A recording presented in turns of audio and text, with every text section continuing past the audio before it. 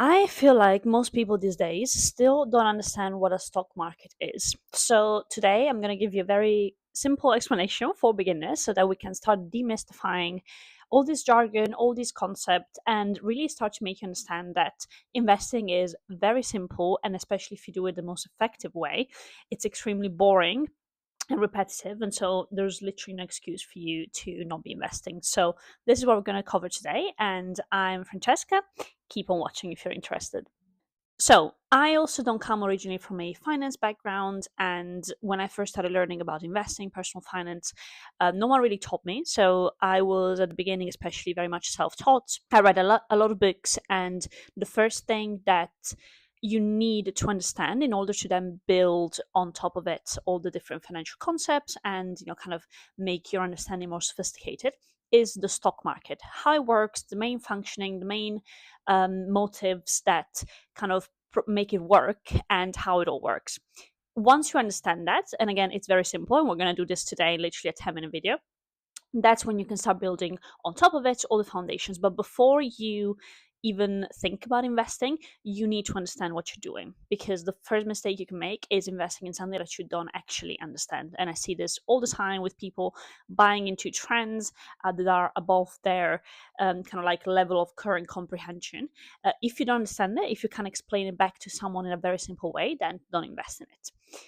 So, to get us started, what is the stock market? So, the simplest way to explain this, to how I would explain it to a child, is to say that when you buy into the stock market, you're basically purchasing pieces, very, very tiny pieces, fractions of ownership of a company. But this key concept is, again, foundational and fundamental, because if you buy a stock or a share thinking about it, you are investing into that company and purchasing a little bit of ownership of that company. That's going to then change up and determine the way that you act and you think about the stock, think about the prospects of it growing or shrinking, etc. So this is the foundational topic.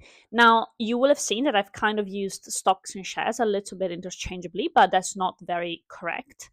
You can, but there is a subtle difference, which is a stock is the ownership interest in a company as a whole, whereas shares are parts of ownership into that company. So shares is a single unit of that ownership.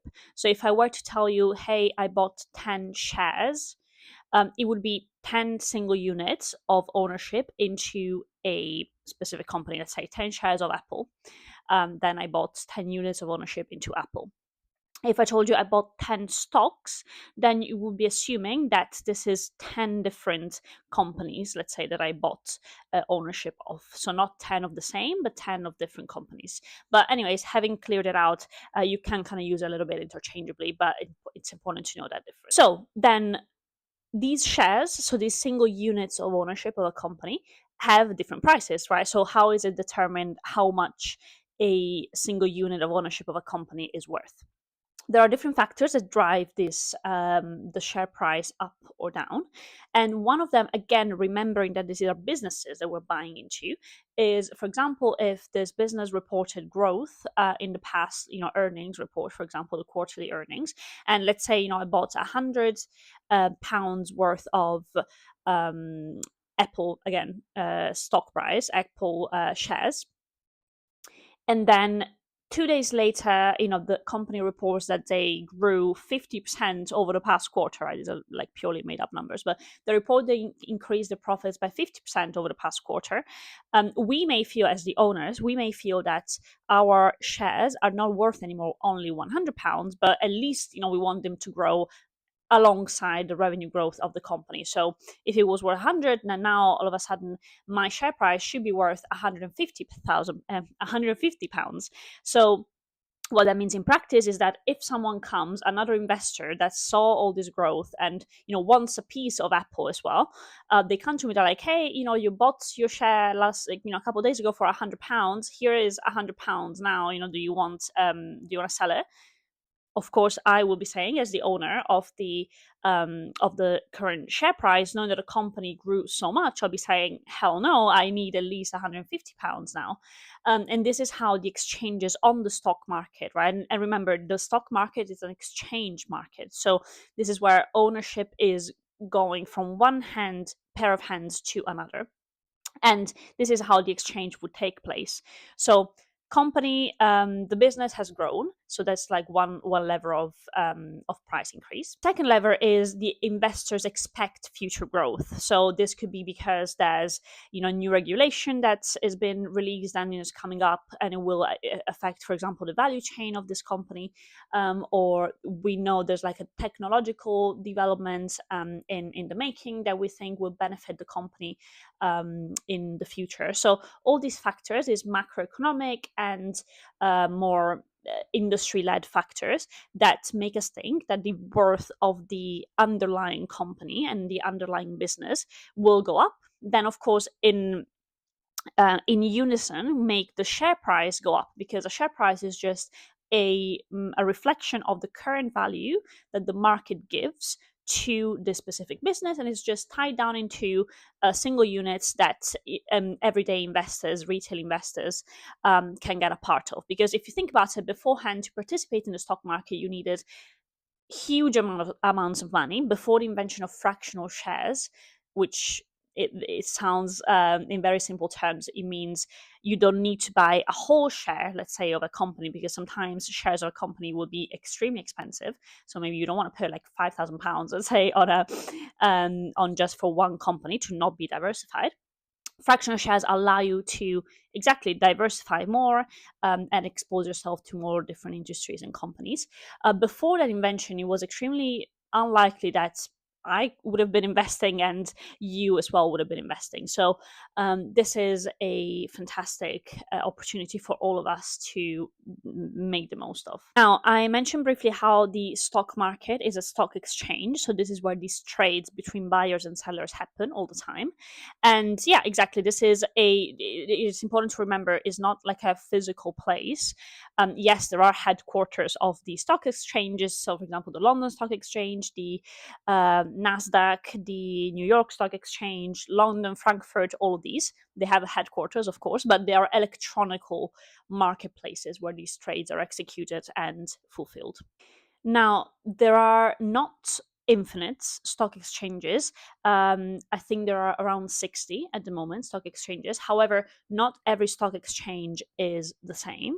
And roughly, I think 16 of these stock exchanges also account for 87% global market capitalization. So the thing to remember for us investors is that not every company will be available on every stock exchange. Some big global companies will be listed on most of these stock exchanges, and so very widely available. However, there are going to be some small and medium companies that will only be listed on their local stock exchange, for example. So also bear that in mind. If you really want to invest into a specific company and it's not quite as mainstream, you may also incur in exchange fees if it's not your own local national stock exchange. And in a more also practical way, your broker of choice may not give you access in every case into these more niche and smaller companies if they're not listed on some of the biggest stock exchanges. Now, the final point, and I'll be doing more videos around the basics of investing and things like these, but to close up on the stock market basics, the thing to remember is that the stock market is where trade between buyers and sellers happen. And so the moment the stock opens, which is normally 8:30, 9 a.m. In the current time zone, sellers and buyers will be putting on their offers, basically. So let's say we go back to the example from before. I hold a share for £100. There's been some news that the earnings are very positive for the company. I want to sell for a profit. And then let's say there's a buyer that has heard about these positive news, and so wants to buy into this company. Until me, the seller, and this person who wants to buy, so the buyer, agree on a price that makes both of us happy, the trade is not going to execute, is not going to happen. So, and of course, this is at huge scale, right? So, of course, the more mainstream the company is, the higher the likelihood that these bids will be fulfilled, and the buyer and seller will meet in the middle in somewhere that makes both of them happy. But let's say that in this case, I want £150. The highest buyer offer is £145, let's say, if there is no one that is willing to go down to 145, the order will be unfulfilled, and so the buyer is not going to be able to buy into that company, and the seller will not be able to sell the company. However, if, let's say, my buddy Francesco, my friend, also owns the same share as I do. However, he's happy to take only a 45% return, so £145, as opposed to my 150. So he and the buyer from before are going to be matched up, and that's where the trade is going to happen. And I'm going to keep my 100 shares worth of Apple until someone can match my price. And so this is kind of like the dynamic between the buyers and the sellers that you need to be aware. And of course, this happens at automated lightning speed, basically. This is not something like, okay, someone comes to my door and they knock and they're like, hey, would you buy this share for me at this price? This is all extremely automated through brokerages and accounts. But the dynamic is this. And again, the more mainstream the company that you own is, the higher likelihood of you finding someone that is willing to match your price. Or again, vice versa, if you're trying to buy, the higher likelihood you're trying to find someone that is willing to sell at your preferred share price. And again, now I've used mainly stocks and shares, which stocks especially refer to one specific company. But the same functioning and the same mechanism is applied to things like exchange traded funds, which behave exactly like individual stocks, but represent a whole index, right? So a whole composition of different companies that are grouped together based on their market cap, their industry of focus, their geography, etc., etc. And we'll touch on these in other videos that I'm going to do. But again, this is how the functioning works of behind the bidders and the sellers.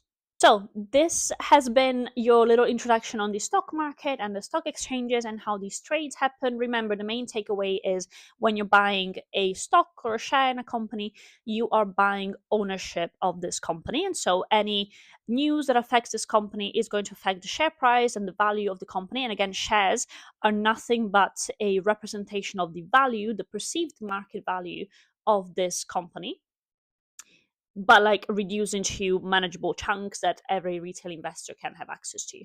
And again, even if a one single unit share is too expensive, for example, they are even broken down into fractional shares. So really, there's no excuse. Even if you believe in the company and you think the share price is correct and fair, you may still not want to buy or can buy a whole share price, right? So you may still endorse the company but not want to invest all of that money into a single share. So I hope this has been helpful. I've been Francesca, and I'll see you very soon with another little explainer. Bye.